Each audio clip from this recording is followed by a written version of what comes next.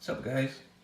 Just got this WL-50, the new Boss wireless system, and some people seem to have interest on what my experience is, so I'm just doing a quick little video just to share what I've learned about this pedal so far.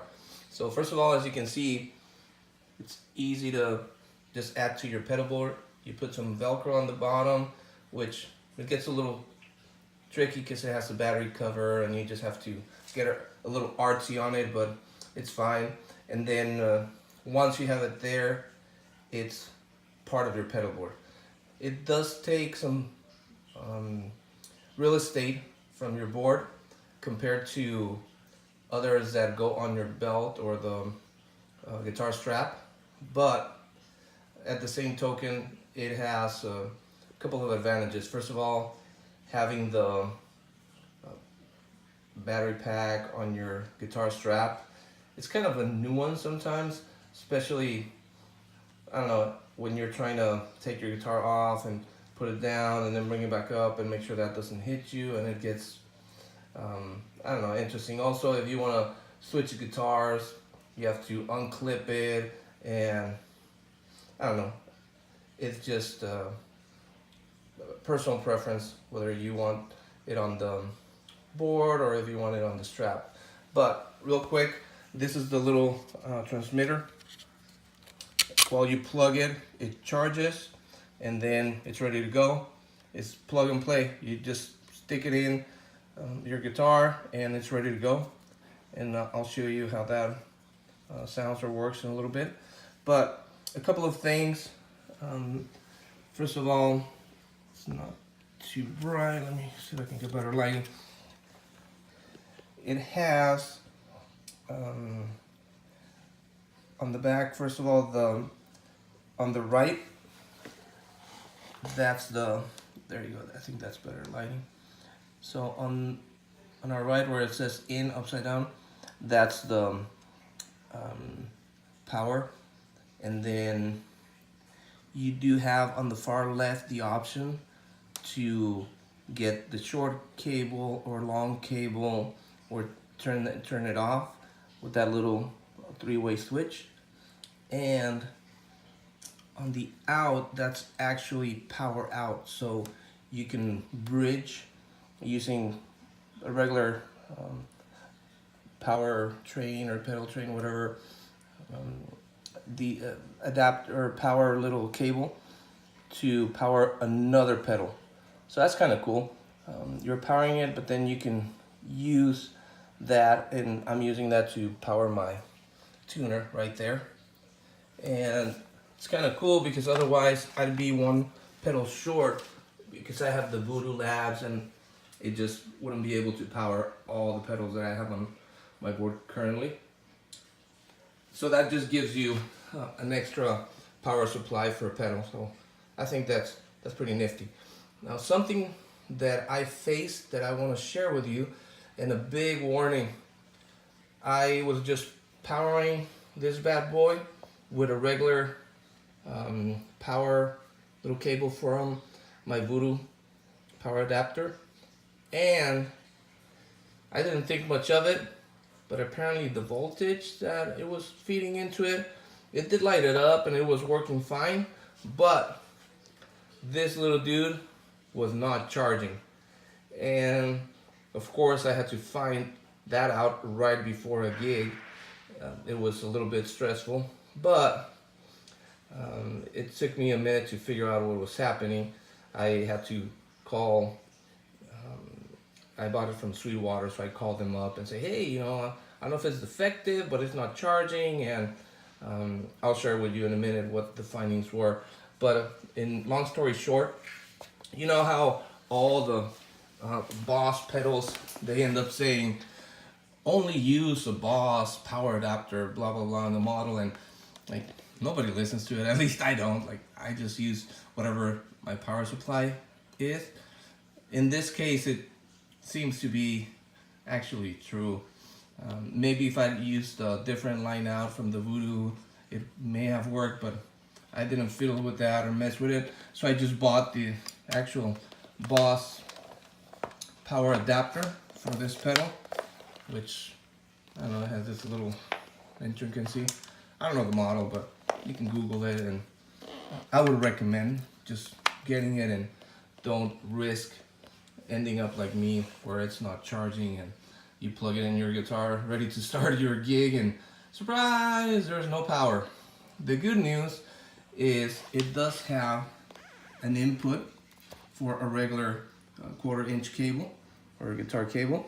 So if by chance you didn't have time to charge it or something goes down, you can still plug it right here, and you won't be wireless, but you still are able to play and have your guitar sound through the board. So that's pretty nifty, and it's always convenient to have that option. All right, so this is really easy to plug and play. You just grab the guitar, and it's no big brainer.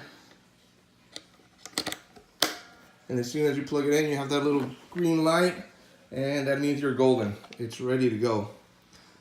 On this particular type of guitars, if you do use the whammy bar, I would recommend just keeping in mind that, let me grab it here.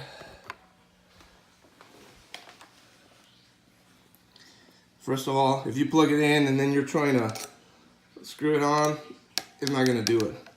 Also, let's say it's already on the guitar, you have it ready and it's just hanging out there, and you put the adapter after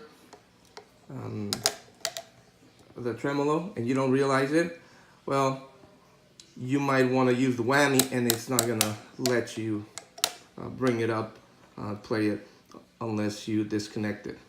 You might say, well, we can just turn it around, and right now obviously it's not screwed on, but if it was, it gets to the point where it's too tight and you can't turn it past a certain point. So just it's not something like critical, but it's something good to know, because you don't want to be in the middle of the song and have to disconnect this if you want to use this, or not being able to use this for a song until you're able to fix that issue. So that's just one little heads up. The other one, it does work well for Strats, and I've tried it on Tellys and Jacksons, like a few different guitars, so it works pretty much for most of them. But I have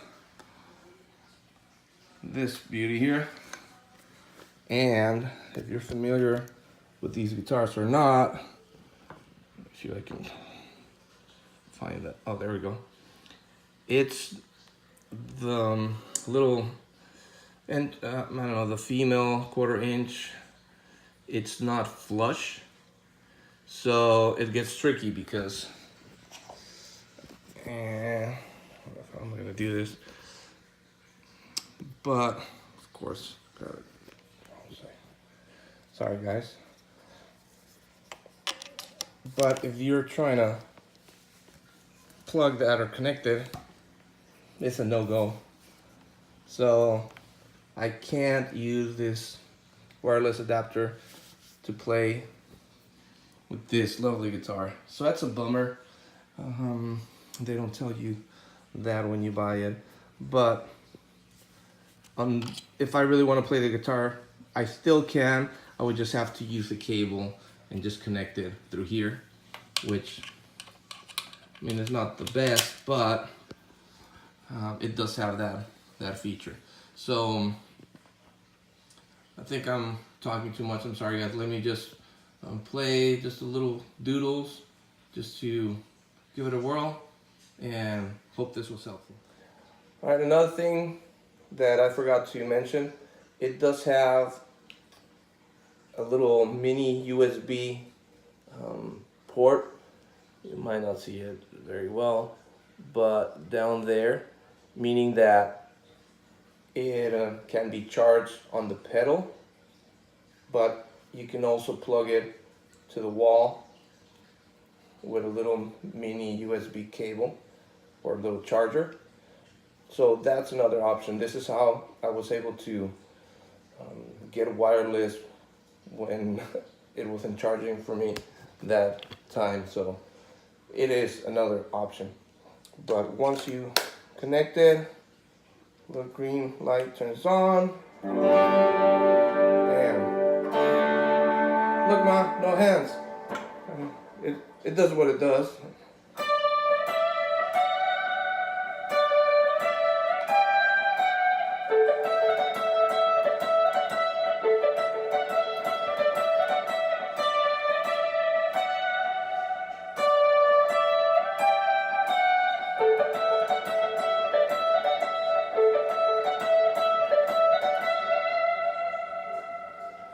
Alright, so I'm gonna just walk around the house. It's raining outside. It usually never rains in Arizona, but that hurricane actually is bringing some showers, and I'm not gonna do anything fancy. And the amp is not too loud, but hopefully we can get a little bit of distance. I haven't maxed it out, but I've never had any dropouts or any trouble or any issues with my signal when I've been using it. So yeah, we still have. All right, moving some rooms. There's some walls. Let's go upstairs. All right, little house tour here.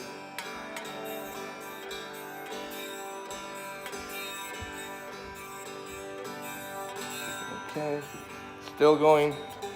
I don't know if you guys can hear it on the recording. I'll check. We still have signal. Go in the room. Okay. I can still hear it, but we're probably too far from the amp to tell on the recording. And just to give you a little perspective, I'm on the second floor, and down there where that little opening is, that's where we were a moment ago. So I mean, it's pretty good distance, and you can read probably the range online. I don't want to look it up right now, but I've never had an issue, so I think it's pretty solid. The one thing that I do differently than probably originally would have thought I'd do is whenever I put it away and I put my pedal board away, usually what you would do is just go ahead and unplug it and then put it in its little base, and because that will start charging it. Whenever it's that yellow light, that means it's charging. The only thing is I live in Arizona, and if I do that, I'm nervous that the heat is just gonna burn the little battery in there, or I don't know, I just get nervous.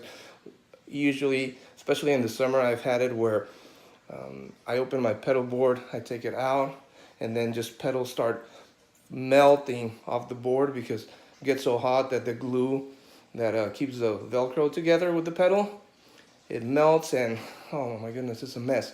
So I try to kind of protect my gear, especially that, because this battery and the heat, I don't want it to explode or something crazy. Maybe I'm just paranoid. So what I do is I actually shut it off and just take it out and bring this in my gig bag. I wrap it around the rag I use to clean my guitar. That way it's kind of protected. And I put it in my gig bag. And that way it's always with my guitar, but it's not connected where I don't feel that there might be a hazard where the heat just messes it up. But that's about it. Hopefully I gave you a little bit of insight. Sorry for the iPhone video, but I figured it just might help answer questions if you're on the fence of buying one. I'm pretty happy with it so far, so hopefully if you get one of them, you're happy as well. All right, keep rocking. Talk to you guys later.